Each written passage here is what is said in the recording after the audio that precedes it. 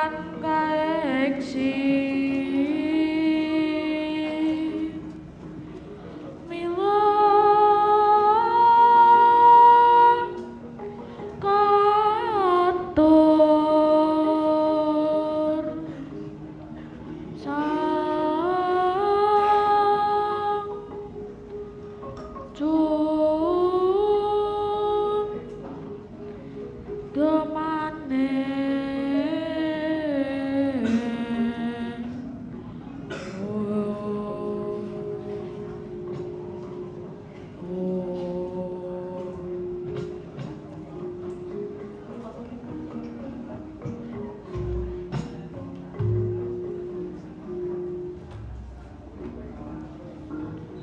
prasasat saking ulun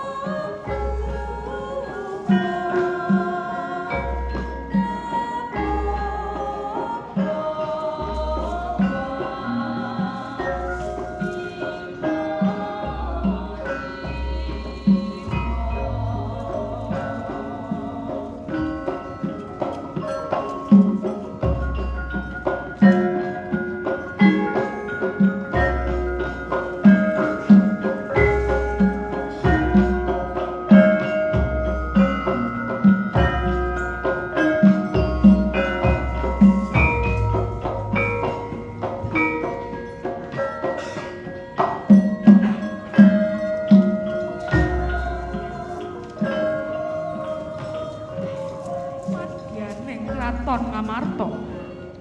Kanggih menika ta warnane Narendra ingkang hambeng Ludires Rata. Inggih Sang Prabu Puntadewa jangkep kadang Pandhawa lan sedaya prasastana praja tanpa tara dangu kasaruswanira Narendra Dwarawati Prabu Sri Bathara Kresna mangkono pudyasmaraning griya.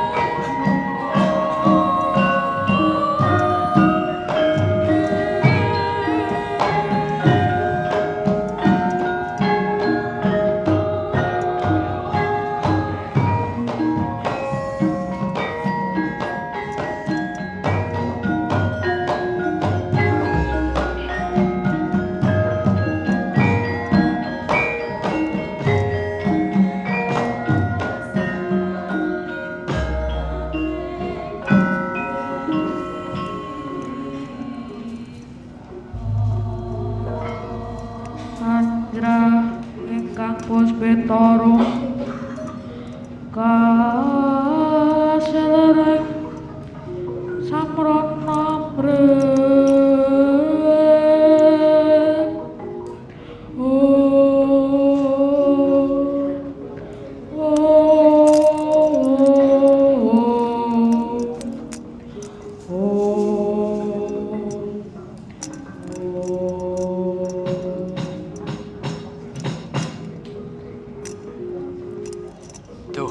Koko Prabu Arimurti,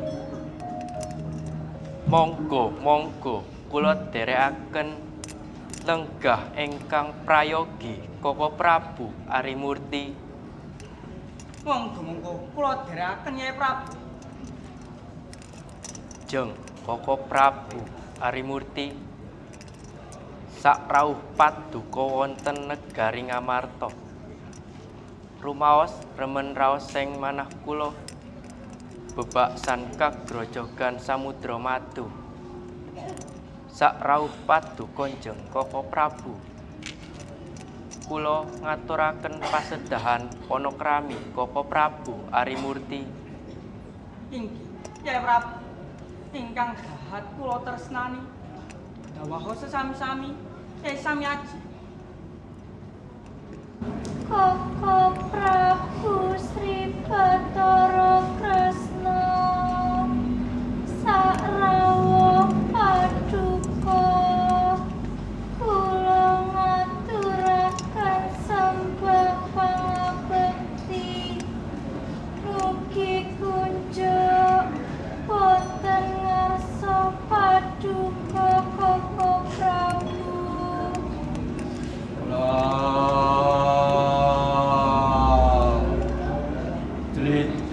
Kakangku Praptamu basaku tampanono jliteng kakangku.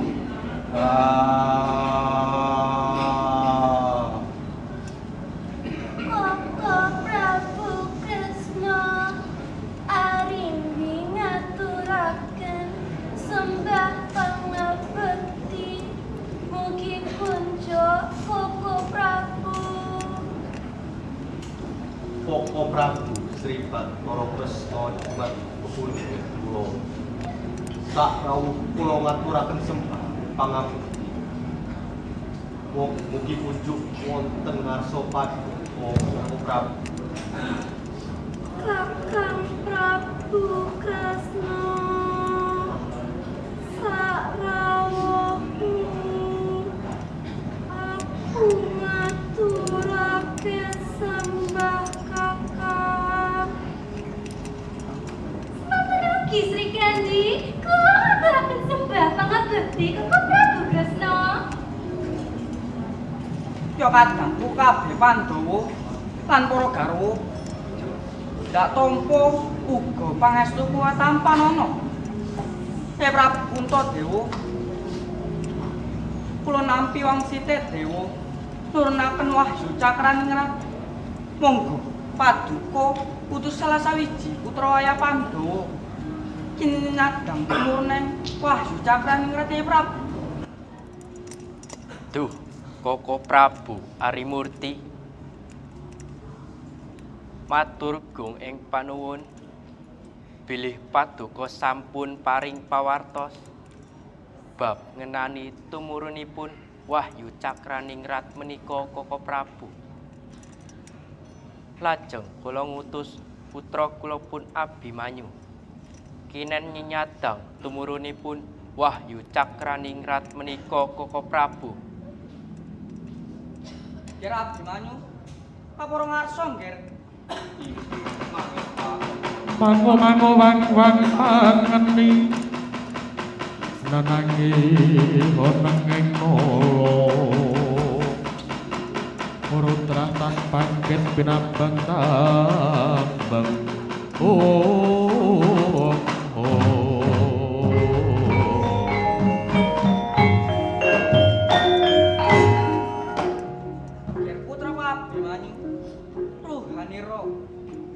Sira kautus pepundhen Pandhawa kene nyadang tumurning wahyu cakraningrat. Kira-kira jeneng sira Sagoko ora nggih? Oh Prabu, kula sagah nyanyadang tumurunipun wahyu cakraningrat menika Prabu. Awit kula menika sajejering satriya, satriya menika kedah nglampahi kadarmaning kasatriyan Prabu. Bagus. Ngono kuwi sing jenenge satriya kang lunuhi, satriya kang utama. Nanging ora gampang ambumu bisa kadunungan wahyu cakraningrat. Kudu tinebus kanthi prihatin nengenake marang kadarman, nengenake marang kautaman, nengenake marang kastapan. Kudu mikirake marang nafsu, gelari jagat roh iki ing aja nampa panggoda apa ae nggih Abimanyu. Kuwi saranane satriya kang bisa nampa wahyu cakraningrat kuwi nggih. Oh Prabu, kula kedah nglampahi tapa brata supados kula saged kadunungan wahyu cakraningrat menika Prabu. Sanadyan aurat Abimanyu tatah tetep lan tanggon nglampahi Prabu. Menawi kula saged kadunungan wahyu cakraningrat pepundhen pandhenga rumaos bombong kalian Abimanyu Prabu. Konon jalaka pangestu lawan pepundhene para Pandhawa nggih. Inggih mangestuaken dawuh Prabu.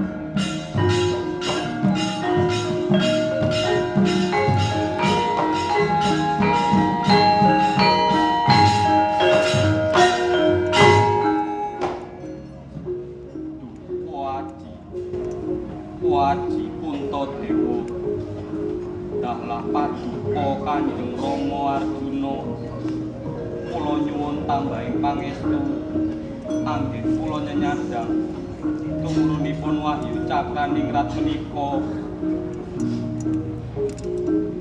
Ger putraku Abimanyu, banyu milih pangestuku marang jeneng sira. Muga-muga Jawata ngejabahi apa kang dadi kersanira Ger. Ger putraku Abimanyu, rumangsa bombong rasaning ati yen to jeneng sira bisa kadunungan wahyu cakraningrat. Ya pangestuni putraku Ger Abimanyu. Inggih matur bumi panuwun.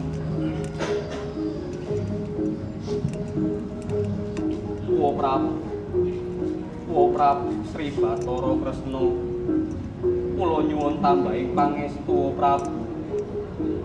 Yonda pangestu nggih Abimanyu.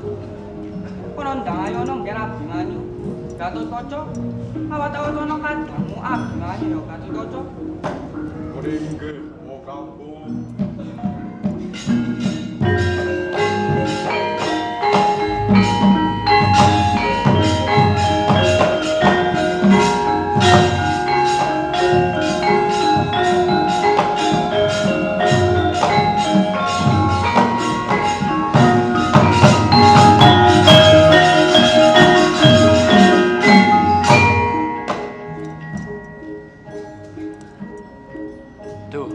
Pangawa ing Suman monggo lerem sawet awis wonten negari Ngamarta Koko Prabu. Monggo kula dherekaken Nyai Semyaji.